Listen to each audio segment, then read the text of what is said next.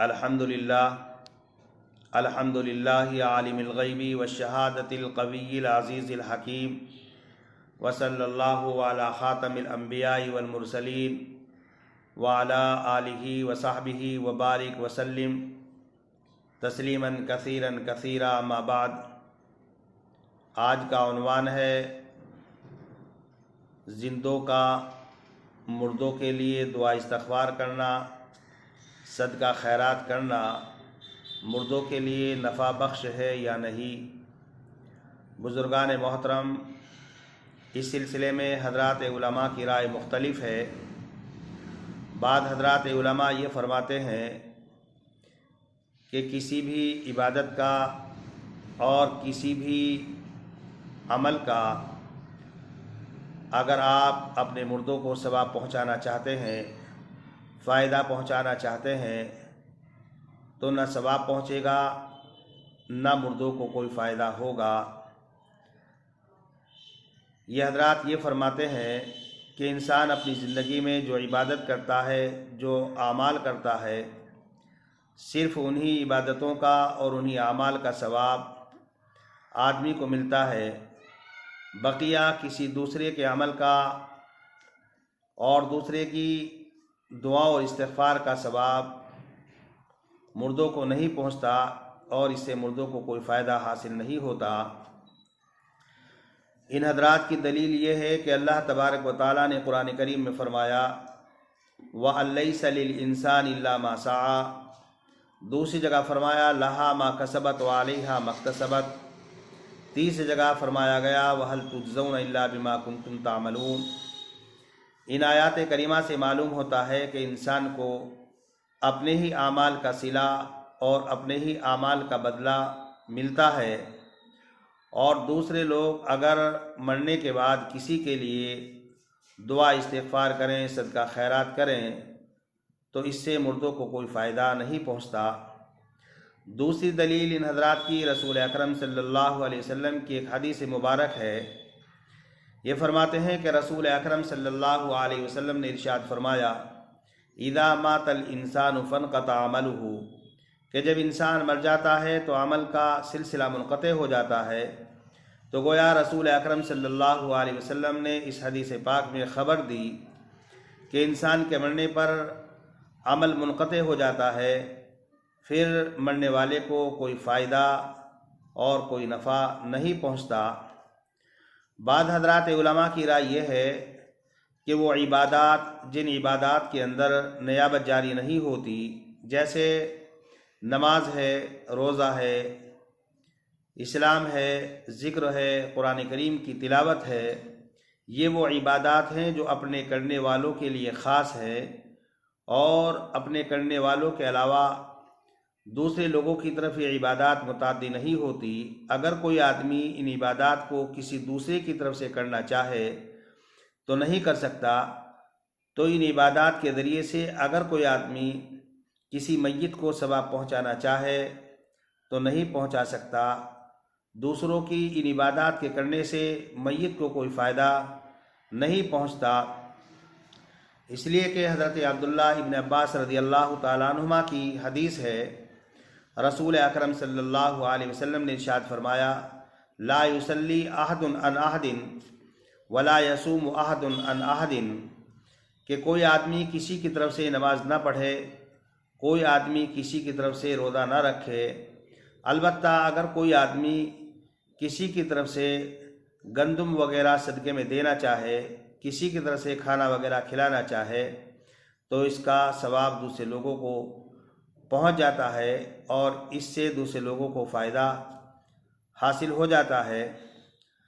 البتہ اہل سنت والجماعت میں سے حضرت امام شافعی اور امام مالک رحمۃ اللہ علیہما فرماتے ہیں کہ جس طریقے سے فرض نماز سے، فرض روزے سے کسی دوسرے کو ثواب نہیں پہنچایا جا سکتا، تو اسی طریقے سے عبادات بدنیہ میں نفلی نماز، نفلی روزہ، ذکر اور قرآن کریم کی تلاوت، ان کو پڑھ کر اگر آپ کسی میت کو ثواب پہنچانا چاہیں تو اس سے میت کو کوئی فائدہ نہیں پہنچتا۔ البتہ اہل سنت والجماعت میں سے حضرت امام ابو حنیفہ، حضرت امام احمد ابن حنبل اور جمہور علماء کا مسلک یہ ہے کہ نفلی نماز، نفلی روزہ، ذکر اور قرآن کریم کی تلاوت، ان کے ذریعے سے اگر کوئی آدمی میت کو ثواب پہنچانا چاہے تو ثواب پہنچا سکتا ہے، اور یہ ایسا ہی ہے کہ جیسے زندہ لوگوں کا وہ عمل اور زندہ لوگوں کا وہ امر، کہ جس عمل کا اور جس امر کا مردہ اپنی زندگی میں سبب بنا تو زندوں کے اس عمل سے مردوں کو فائدہ پہنچایا جا سکتا ہے، اسی طریقے سے عبادات بدنیہ میں جو نفلی عبادات ہیں ان کے ذریعے سے بھی فائدہ پہنچایا جا سکتا ہے۔ جیسے اگر کسی آدمی نے کوئی مدرسہ بنوا دیا، مسجد بنوا دی، کوئی سرائے بنوا دی، نل لگوا دیا، یا کوئی ایسا رفاہی کام کرا دیا کہ جس سے لوگ فائدہ اٹھا رہے ہوں، یعنی صدقہ جاریہ کر دیا، تو جب تک اس صدقہ جاریہ سے لوگ فائدہ اٹھاتے رہیں گے تو مرنے والے کو ثواب ملتا رہے گا، مرنے والے کو فائدہ پہنچتا رہے گا۔ یا جس طریقے سے کسی آدمی نے کسی کو علم سکھلایا، لوگوں کے درمیان میں علم کو پھیلایا اور لوگ اس کے علم سے فائدہ اٹھا رہے ہوں، تو جب تک لوگ اس کے علم سے فائدہ اٹھاتے رہیں گے تو مرنے والے کو ثواب پہنچتا رہے گا، مرنے والے کے نامہ اعمال میں ثواب لکھا جاتا رہے گا۔ یا مثلاً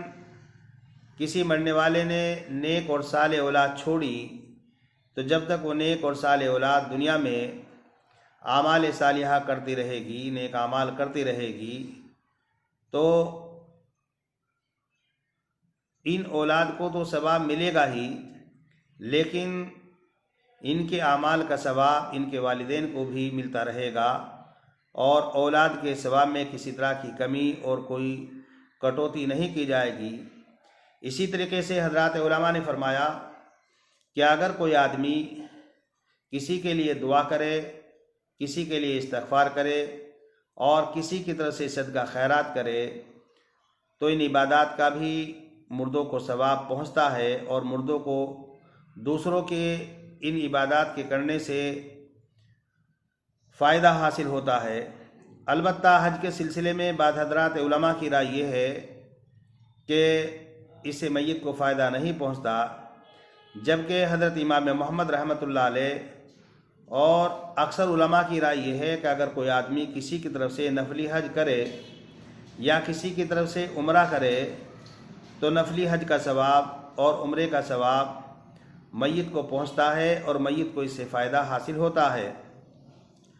بہرحال ہمارا مسلک یہ ہے، ہمارے حضرات علماء کی رائے یہ ہے کہ اگر آپ میت کی طرف سے صدقہ خیرات کریں اور میت کے لیے دعا استغفار کریں یا نفلی عبادات کے ذریعے سے آپ میت کو ثواب پہنچانا چاہیں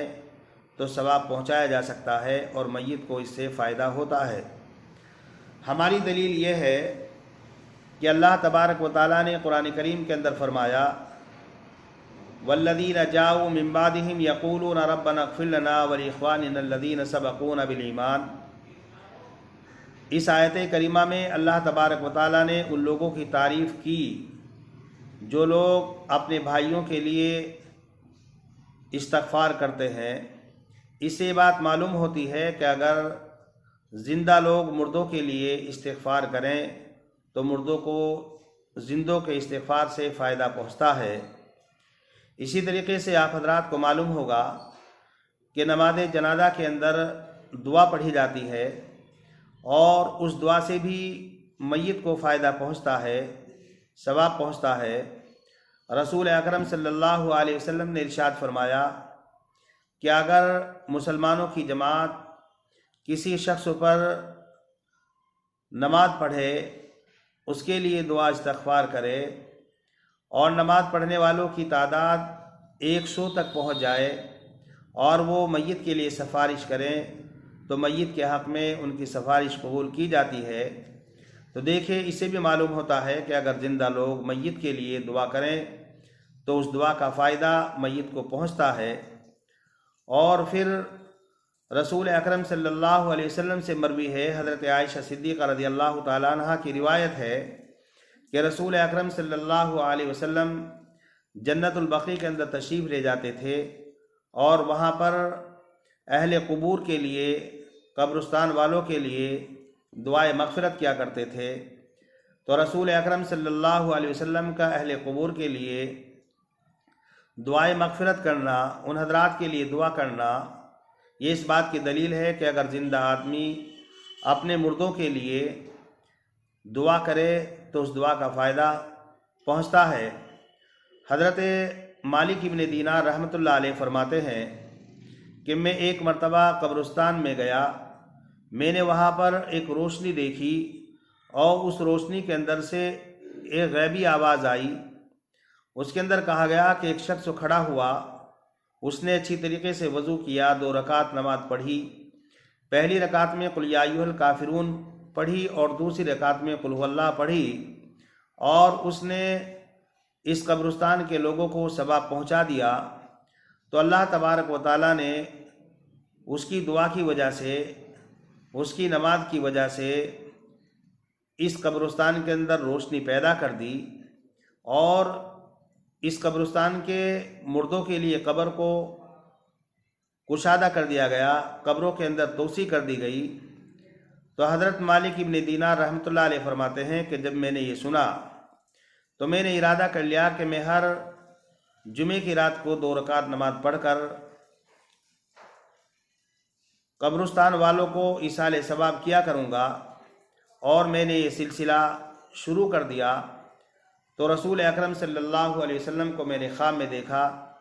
کہ رسول اکرم صلی اللہ علیہ وسلم فرما رہے ہیں کہ اللہ تبارک و تعالیٰ تیری مغفرت کرے اور اللہ تبارک و تعالیٰ تیرے لیے جنت کے اندر محل بنائے، تو نے میری امت کے لیے ایک بہت اچھا کام شروع کیا۔ بزرگان محترم، اس سے بھی معلوم ہوتا ہے کہ اگر کوئی آدمی کسی کے لیے دعا کرے تو میت کو اس سے فائدہ پہنچتا ہے۔ پھر حضرت عبداللہ ابن عباس رضی اللہ تعالیٰ عنہ کی روایتیں فرماتے ہیں کہ قبر کے اندر جو مردہ ہوتا ہے وہ اس ڈوبنے والے کی طرح ہوتا ہے کہ جو سہارے کا منتظر ہوتا ہے۔ اسی طریقے سے جو آدمی قبر کے اندر ہوتا ہے تو وہ بھی لوگوں کی دعاؤں کا منتظر رہتا ہے، کوئی اس کے لیے دعا کرے، اس کی والدہ دعا کرے، اس کا باپ دعا کرے، اس کا کوئی سچا دوست دعا کرے، اس کی اولاد دعا کرے۔ اور فرماتے ہیں کہ جب مرنے والے کے لیے کوئی آدمی، کوئی زندہ آدمی دعا کرتا ہے اور وہ دعا اس کو پہنچتی ہے تو جو اس کے لیے دعا کرتا ہے دنیا میں میت کے نزدیک وہ سب سے زیادہ محبوب ہوتا ہے۔ اور امام بیہقی علیہ الرحمہ نے اس روایت کو نقل کیا ہے۔ اسی طریقے سے آپ حضرات کو معلوم ہوگا کہ رسول اکرم صلی اللہ علیہ وسلم نے ارشاد فرمایا کہ جب تم میت کو دفن کر کے فارغ ہو جاؤ تو تھوڑی دیر وہاں پر کھڑے رہنا چاہیے اور اپنے بھائی کے لیے استغفار کرنا چاہیے اور اس کے لیے ثابت قدمی کا سوال کرنا چاہیے، اسی لیے کہ رسول اکرم صلی اللہ علیہ وسلم نے ارشاد فرمایا کہ اب اس سے سوال کیا جائے گا۔ اسی طریقے سے رسول اکرم صلی اللہ علیہ وسلم نے زیارت قبور کے موقع پر دعا کی اور دعا کا حکم دیا۔ بریدہ ابن حسیب رضی اللہ تعالیٰ عنہ سے مروی فرماتے ہیں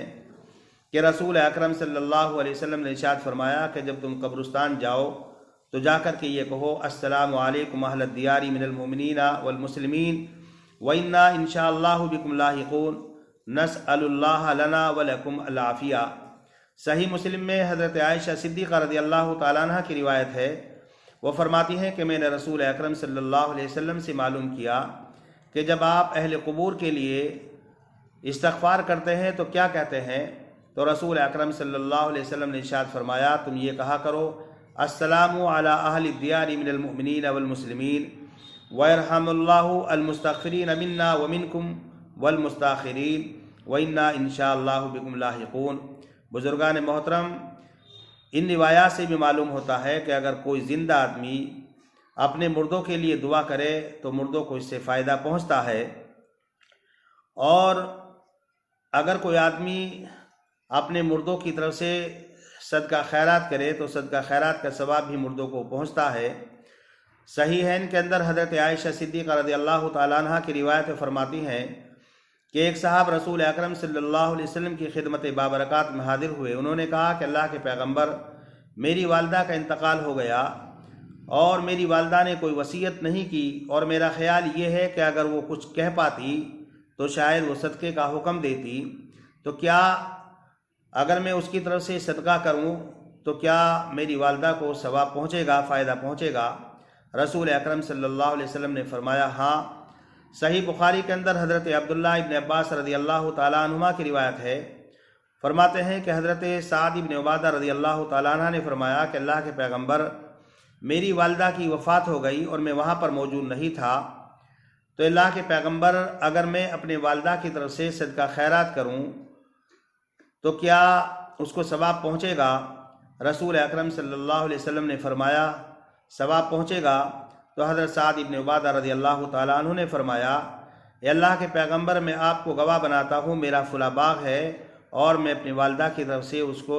صدقہ کرتا ہوں۔ اسی طریقے سے حضرت سعد ابن عبادہ کے سلسلے میں ایک دوسری روایت ہے، وہ فرماتے ہیں کہ اللہ کے پیغمبر، میری والدہ کا انتقال ہو گیا تو میں اپنی والدہ کی طرف سے صدقہ کرنا چاہتا ہوں، تو کون سا صدقہ بہتر ہوگا؟ تو رسول اکرم صلی اللہ علیہ وسلم نے فرمایا پانی۔ تو حضرت سعد ابن عبادہ رضی اللہ تعالیٰ عنہ نے اپنی والدہ کے ثواب کے لیے ایک کنواں کھدوا دیا، اس لیے کہ مدینہ منورہ کے اندر اس وقت پانی کی قلت تھی۔ ان روایات سے بھی معلوم ہوتا ہے کہ اگر کوئی آدمی مردوں کی طرف سے صدقہ خیرات کرے تو مردوں کو اس کا ثواب پہنچتا ہے۔ اسی طریقے سے روزے کے بارے میں بھی بعض حدیثوں سے معلوم ہوتا ہے۔ حضرت عائشہ کی روایت ہے کہ رسول اکرم صلی اللہ علیہ وسلم نے ارشاد فرمایا، اگر کسی آدمی کا انتقال ہو جائے اور اس کے ذمے روزے ہوں اور اس کا ولی اس کی طرف سے روزہ رکھ لے تو اس کو فائدہ پہنچتا ہے، لیکن حضرت امام ابو حنیفہ رحمۃ اللہ علیہ فرماتے ہیں کسی کی طرف سے روزہ رکھنا جائز نہیں، البتہ مرنے والے کی طرف سے کھانا کھلایا جا سکتا ہے، صدقہ وغیرہ دیا جا سکتا ہے، اور امید یہ ہے کہ اگر کسی کے روزے چھوٹ گئے ہوں اور دوسرا آدمی اس کی طرف سے فدیہ ادا کر دے تو شاید فدیہ قبول کر لیا جائے اور اللہ تبارک و تعالی روزہ نہ رکھنے کی وجہ سے اس کی غلطیوں کو معاف کر دے۔ اسی طریقے سے اگر کوئی آدمی کسی کی طرف سے نفلی حج کرتا ہے، نفلی عمرہ کرتا ہے، تو اس کا ثواب بھی میت کو پہنچتا ہے۔ حضرت عبداللہ ابن عباس رضی اللہ تعالیٰ عنہ کی روایت فرماتے ہیں، قبیلہ جوہانہ کی ایک عورت رسول اکرم صلی اللہ علیہ وسلم کی خدمت میں آئی اور اس نے کہا کہ اللہ کے پیغمبر، میری والدہ نے حج کی نظر مانی تھی لیکن وہ حج نہیں کر سکی اور اس کا انتقال ہو گیا، اگر میں اس کی طرف سے حج کروں تو کیا حج ادا ہو جائے گا؟ تو رسول اکرم صلی اللہ علیہ وسلم نے ارشاد فرمایا کہ ہاں، تم اس کی طرف سے حج کرو، اور آپ نے فرمایا کہ اگر تمہاری والدہ پر قرض ہوتا تو کیا تم اس کا قرض ادا کرتی؟ تو اسی طریقے سے اگر اس کے ذمے حج ہو تو تم اس حج کو ادا کرو، اس لیے کہ اللہ تبارک و تعالی زیادہ مستحق ہے کہ اس کا حق ادا کیا جائے۔ بزرگان محترم، تمام حضرات علماء اس بات پر متفق ہیں کہ اگر کسی آدمی کا انتقال ہو جائے اور اس کے ذمے قرضہ ہو اور کوئی آدمی اپنی طرف سے اس کے قرض کو ادا کر دے تو وہ قرض جو ہے ادا ہو جاتا ہے۔ آپ حضرات کو معلوم ہوگا کہ جب ایک صحابی رسول کا انتقال ہو گیا، رسول اکرم صلی اللہ علیہ وسلم سے کہا گیا کہ اللہ کے پیغمبر نماز جنازہ پڑھا دیجئے، تو رسول اکرم صلی اللہ علیہ وسلم نے نماز جنازہ پڑھانے سے انکار کر دیا۔ تو حضرت ابو قتادہ رضی اللہ تعالیٰ عنہ نے فرمایا کہ اللہ کے پیغمبر، ان کا قرض میں ادا کروں گا۔ تب رسول اکرم صلی اللہ علیہ وسلم نے نماز جنازہ پڑھائی اور ابو قتادہ نے ان کا قرض ادا کر دیا۔ تو ظاہر سی بات ہے کہ جب کسی کا قرض ادا کر دینے سے، جبکہ وہ قرض جو ہے ادا کرنے والا اپنے مال سے ادا کر رہا ہے، مرنے والے کے ترکے سے ادا نہیں کر رہا ہے، اور اس کا قرض ادا ہو جاتا ہے، تو اگر کوئی آدمی نفل عبادات کے ذریعے سے میت کو ثواب پہنچانا چاہے، فائدہ پہنچانا چاہے، تو میت کو ثواب پہنچتا ہے اور میت کو فائدہ پہنچتا ہے۔ اور جہاں تک بعض لوگوں نے ان روایات کو اور ان آیات مبارکہ کو پیش فرمایا تھا کہ وَلَيْسَ لِلْإِنسَانِ إِلَّا مَا سَعَىٰ لَهَا مَا كَسَبَتْ وَعَلَيْهَا مَا اكْتَسَبَتْ وَلَا تُجْزَوْنَ إِلَّا بِمَا كُنتُمْ تَعْمَلُونَ کی آیات سے معلوم ہوتا ہے کہ میت کو فائدہ نہیں پہنچتا۔ تو دیکھیے جہاں تک تعلق ہے وَلَيْسَ لِلْإِنسَانِ إِلَّا مَا سَعَىٰ، اس کے سلسلے میں حضرات علماء یہ فرماتے ہیں کہ یہ آیت منسوخ ہے۔ اور یہ آیت منسوخ کون سی آیت سے ہے؟ وَالَّذِينَ آمَنُوا وَاتَّبَعَتْهُمْ ذُرِّيَّتُهُمْ بِإِيمَانٍ أَلْحَقْنَا بِهِمْ ذُرِّيَّتَهُمْ، اس آیت کی وجہ سے منسوخ ہے، اس لیے کہ اس آیت میں فرمایا گیا کہ اگر کسی کے بچے انتقال کر جائے تو اللہ تبارک و تعالی جنت میں ان بچوں کو ان کے آبا کے ساتھ میں لاحق کر دے گا، بھلے سے ان بچوں کے اعمال آبا کے باپ کے عمل سے کم ہو۔ تو دیکھیں اس روایت سے معلوم ہوتا ہے کہ دوسرے کے عمل کا فائدہ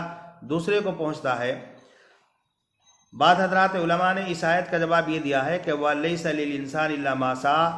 یہ کافروں کے بارے میں ہے کہ اگر کافر کا کفر کی حالت میں انتقال ہو جائے اور کوئی دوسرا آدمی اس کے لیے دعا کرے، استغفار کرے، فائدہ پہنچانا چاہے، فائدہ نہیں پہنچا سکتا، ثواب نہیں پہنچا سکتا،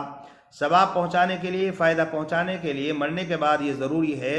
کہ اس شخص کا انتقال ایمان کی حالت میں ہوا ہو۔ حضرت اکرمہ رحمۃ اللہ علیہ فرماتے ہیں کہ وَلَيْسَ لِلْإِنسَانِ إِلَّا مَا سَعَىٰ، یہ حضرت ابراہیم اور حضرت موسیٰ علیہ نبینا علیہ السلام کی قوم کے ساتھ خاص ہے کہ ان لوگوں کو اگر کوئی آدمی فائدہ پہنچانا چاہے، ثواب پہنچانا چاہے تو ثواب اور فائدہ نہیں پہنچا سکتا۔ اور حضرت حسین ابن فضل فرماتے ہیں کہ وَلَيْسَ لِلْإِنسَانِ إِلَّا مَا سَعَىٰ کا مطلب یہ ہے کہ عدل کا اور انصاف کا تقاضا تو یہی ہے کہ جب آدمی مر گیا تو مرنے کے بعد اب کوئی دوسرا آدمی اپنے عمل کے ذریعے سے، اپنی دعا کے ذریعے سے، اپنی استغفار کے ذریعے سے مرنے والوں کو فائدہ پہنچانا چاہے تو وہ نہیں پہنچا سکتا۔